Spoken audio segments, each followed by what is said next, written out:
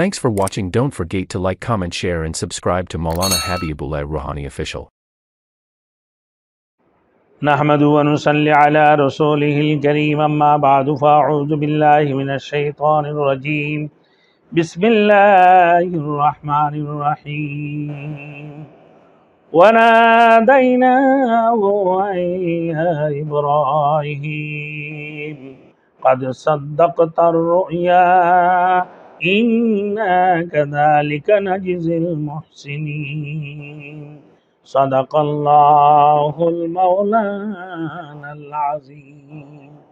میرے محترم دوست بزرگ، اب میں آپ لوگوں کے سامنے قربانی کی گوشت کے بارے میں بتانے جا رہا ہوں کہ گوشت کو کیا کیا جائے۔ میرے دوستوں، گوشت کی حصہ کیسے کی جاتی ہے؟ اگر حصہ لوگ 7 بندوں کی حصہ لیا، 7 بندوں نے، تو ان صورتوں میں، اور خود اگر اکیلا قربانی کی ہے اس کی گوشت کے بارے میں، اب میرے دوست، قربانی کا گوشت اگر کئی آدمیوں کی درمیان مشترک ہو تو اس کو اٹکل سے تقسیم کرنا جائز نہیں، اندازہ لگا کر اٹھایا اور تقسیم کر دی، نہیں، بلکہ خوب احتیاط سے تول کر برابر حصہ کرنا درست ہے۔ ہاں، اگر کسی کے حصے میں سر اور پاؤں لگا دیے جائے تو اس کی وزن کی حصہ میں کمی جائز ہے۔ ہاں، بعض مدارس وغیرہ میں ہوتی ہیں۔ اب جیسے قربانی پہلے جب آپ قربانی کر رہے ہوتی ہیں، حصہ لے رہے ہوتی ہیں، تو مدرسے والے یہ شرائط پیش کر دیتے ہیں کہ بھائی آپ جو حصہ لیے ہیں تو آپ کی حصے میں سرے پایا نہیں ہوں گے، آپ اس میں دستخط کریں، آپ اس کے اوپر راضی ہیں، 15,000 روپیہ فی حصہ ہے گائے کا، تو سرے پایا نہیں ملے گا۔ تو اگر آپ راضی ہے، دستخط کر دی ہیں شرائط کے اوپر، تو بالکل آپ کو سرے پایا نہیں ملیں گے، تو اس حساب سے مدرسے والے وزن کر دیں گے۔ مدرسے والوں کی ذمہ ہے کہ بھئی آپ کو گوشت کی تقسیم کر دیں، لیکن سرے پایا کہ آپ اگر بعد میں مانگ کے بیٹھو کہ ہمارے سر پایا کہاں ہے، تو پھر تو آپ کے لیے بھی جائز نہیں ہوگی۔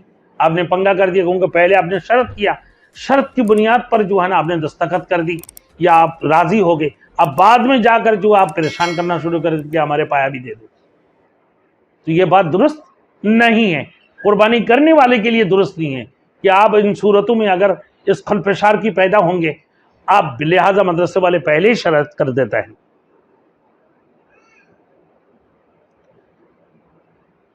قربانی کا گوشت خود کھائیں، دوست احباب میں تقسیم کریں، غریب مسکینی کو دیں، بہتر یہ ہے خود کھائیں، گھر میں رکھ لیں، خود کھائیں یا گھر میں رکھ لیں۔ اس کی بعد یہ تقسیم کریں، ہیں اگر تقسیم کرنا ہے اس کی 3 حصہ کریں، ایک اپنے لیے، ایک دوست و احباب عزیز و اقارب کے لیے، دوست و احباب عزیز و اقارب کے لیے آپ دے دیں، اور پھر تیسرا حصہ آپ غریب مساکینوں میں، ضرورت مند نداروں میں تقسیم کرنے کے لیے کر دیں۔ 3 حصہ ہو گئی، کم از کم 1/3 حصہ خیرات کر دیں، لیکن اگر کسی نے 1/3 سے کم گوشت خیرات کیا، باقی سب کھا لیا یا عزیز و اقارب کو دے دی، تب بھی گناہ نہیں ہے۔ گوشت آپ نے قربانی کی ہے، 1 حصہ کی ہے، 2 حصہ کی ہے، تو ان صورتوں میں آپ کے گھر کے اندر اگر آپ کے بچے گھر کے اندر کھانے والے اتنے ہیں کہ آپ کے گھر میں پورا ہو رہا ہے، تو آپ اپنا گھر میں کھا لیں۔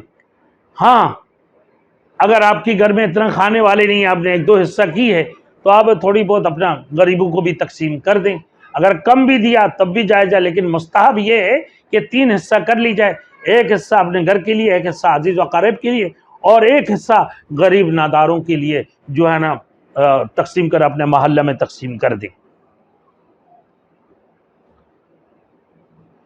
اب میرے دوستوں،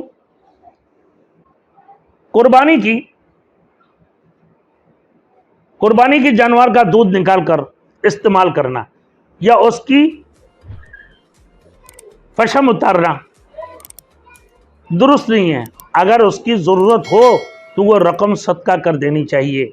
अगर आपने दूध कुर्बानी की वक़्त में गाय ख़रीदे हैं और उससे दूध निकल रहा है, आप वो दूध निकाल कर इस्तेमाल करना, यानी चाय बना रहा है खूब मज़े से, लेकिन आप ये देखना होगा कि आपने जो गाय ली है वो दूध वाली है और उससे दूध आ रहा है, आपने दूध रोज़ाना निकाल के चाय बना रहा है कि भाई दूध तो 140 150 रुपया लीटर है या 180 रुपया लीटर है, आपने खूब मज़े से जो है ना दूध उसका निकाल कर चाय पी रहे हैं, तो उसका जितना रकम जो है ना, जितने दूध आपने इस्तेमाल किया उसकी रकम का सदका कर देना चाहिए। कुर्बानी की जानवर की जो रस्सी भी सदका कर देनी चाहिए। कुर्बानी की खाल या गोश्त कसाब को उजरत में देना जायज नहीं है। इसी तरीके से मस्जिद, इमाम मस्जिद और मुअज्जिन मस्जिद को खाल बतौर उजरत देना भी दुरुस्त नहीं है, यह भी जायज नहीं है। तो लिहाजा हमें भी इस बात को ख्याल करना चाहिए कि भाई गोश्त को हमें क्या करना है। अब इस घर में रखे हुए गोश्त से आप और क्या क्या कर सकते हैं, ये भी इंशाल्लाह शरई जो मसाइल आपके सामने आएंगे, मैं ये आपको इंशाल्लाह बताते जाऊंगा। अल्लाह हम सबको अमल करने की तौफीक अता फरमाए। हो गया।